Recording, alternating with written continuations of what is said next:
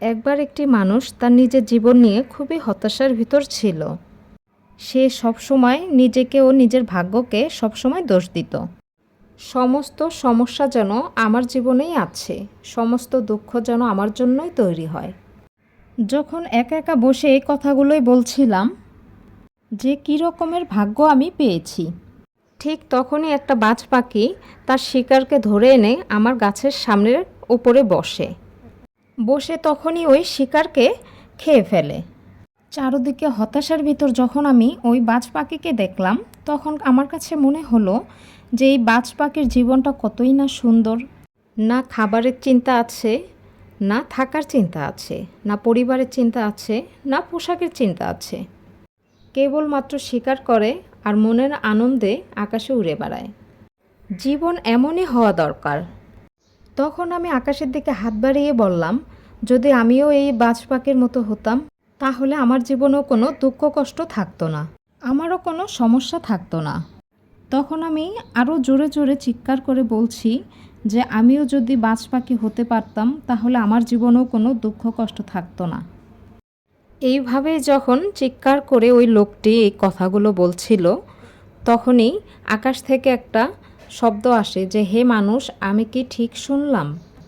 তুমি আমার দেওয়া জীবন নিয়ে দুঃখে কষ্টে আছো, আর তুমি বাজ পাখি হতে চাও? তখন আকাশ থেকে এই কথাগুলো শুনে ওই লোকটি, হ্যাঁ সত্যিই আমি অনেক দুঃখে কষ্ট আছি আমার এই জীবন নিয়ে, আর বাজ পাখির জীবনটা কতই না সুন্দর, আমিও বাজ পাখি হতে চাই।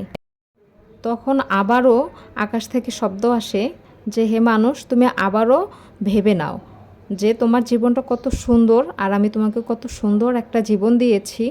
তুমি যদি বাজ পাখি হতে চাও, তাহলে আমি তোমাকে বাজ পাখি তৈরি করে দেব। কিন্তু তুমি যদি একবার বাজ পাখি হও, আর কখনোই মানুষ হতে পারবে না। তখন সেই লোকটি বলে, আমি খুব ভালো করে চিন্তা করে দেখেছি, আমি বাজ পাখি হতে চাই। আর একবার যদি আমি বাজ পাখি হয়ে যাই, তখন আর আমি পুনরায় বলবো না যে আমি মানুষ হতে চাই। আর উপর থেকে আওয়াজ আসে যে, ঠিক আছে, যেমন তোমার ইচ্ছে। আর মানুষটি সঙ্গে সঙ্গে বাজ পাখি হয়ে যায়। বাজ পাখি হয়ে যাওয়ার পরেই সে খোলা আকাশে ওড়াউড়ি করে আর মনে মনে ভাবে, কি সুন্দর জীবন।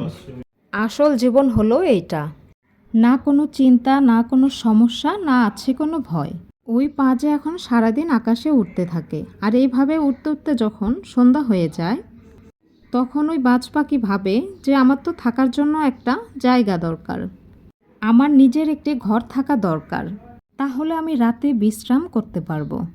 আর এটা ভেবে ওই বাজ পাখি নিচে নেমে কিছু ডাল জোগাড় করে গাছের আগালে বাসা বাঁধে বিশ্রাম করার। সে ভাবে যে সকালবেলা ঘুম থেকে উঠেই একটা শিকার করে নেব, শিকার করে তারপর সারাদিন আকাশে মনের আনন্দে উড়ে বেড়াবো। সকাল হবার পরে বাজ পাখিটা শিকারে বেরিয়ে পড়ে। আকাশে গিয়ে দেখার চেষ্টা করে যে কোনো শিকার দেখা যায় কি না। আর অনেকটা সময় পার হয়ে যায় এই শিকার খুঁজতে গিয়ে, কিন্তু সে এখনও কোনো শিকার খুঁজে পায়নি। এরপরে এই বাজ চিন্তা করে যে পাশের জঙ্গলের দিকে যাওয়া যাক, হয়তোবা হতে পারে পাশের জঙ্গলে আমার জন্য এর থেকে ভালো কোনো শিকার অপেক্ষা করছে। কিন্তু সেই বাজ পাখিটা এই জঙ্গলে এসেও কোনো শিকার খুঁজে পায়নি। এইদিকে সন্ধ্যের সময়ও চলে আসে। তখন সেই বাজ পাখিটা হতাশ হয়ে তার ফিরে আসে। তখন সেই বাজ পাখিটা একদম নিরাশ হয়ে একটা গাছের ডালে বসেছিল। যখন সে নিরাশ হয়ে বসেছিল, তখনই সে একটা হঠাৎ করে অসুস্থ পাখি দেখতে পায়, যে পাখিটা অনেক আঘাত পেয়েছে।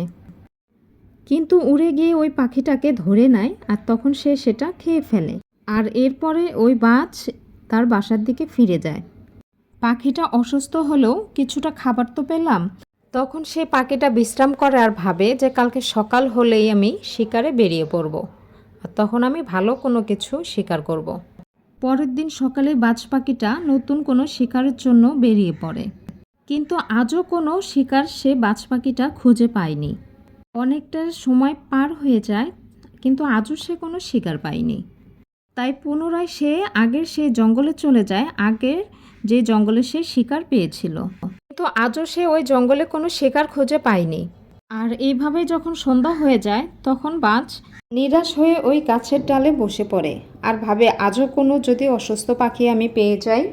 ভাগ্য কিন্তু সব সময় সঙ্গ দেয় না। সব শেষে ওই বাজ পাখি ক্লান্ত হয়ে নিজের বাসায় ফিরে যায় আর সে না খেয়ে ঘুমিয়ে পড়ে। আর রাত্রে এত ভয়ানক ঝড় আসে যে সেই ঝড়ে তার বাসাটাই ভেঙে যায়। তার বাসাটা বাতাসে অন্যদিকে নিয়ে ফেলে দেয় আর সে অন্যদিকে পড়ে যায় আর সেই বাজের পায়ে আঘাত লাগে। ঝড় শেষ হওয়ার পরে বৃষ্টি শুরু হয় আর বাজ কোনো রকম গাছের নিচে লুকিয়ে বসে থাকে। অনেক কষ্টের সঙ্গে সে রাত পার করে। আর যখন সকাল হয়ে যায়, বৃষ্টি থেমে যায়, চারদিকে খুশি বয়ে পড়ে। নদী এবং ঝর্ণা বয়ে চলে। সব কিছু আগের মতো হয়ে যায়, কিন্তু বাজ পাখিটা আর আগের মতো নেই। কারণ বাজের পায়ে আঘাত লেগে পাটা ক্ষত বিক্ষত হয়ে গেছে। আর জানেন, বাজ কিন্তু তার পায়েই শিকার করে। এর জন্য আমরা কখনোই নিজের ভাগ্যকে দোষ দেব না। জীবনে উত্থান পতন আছে, এই নিয়েই জীবন। তো ভিডিওটা ভালো লাগলে একটা লাইক দিয়ে দিবেন। আল্লাহ হাফেজ।